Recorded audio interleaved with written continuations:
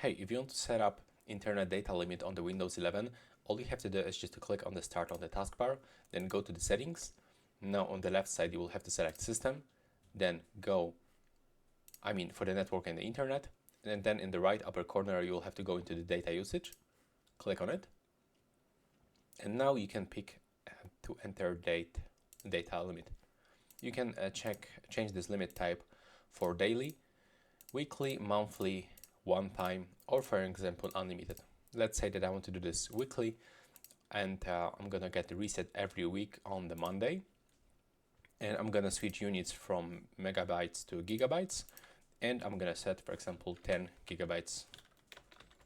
Now I will have to click save, and as you can see, right now the Windows is going to automatically disconnect your connection when you exceed over this data limit. And that's all right now. Please subscribe to my channel and see you in the next one.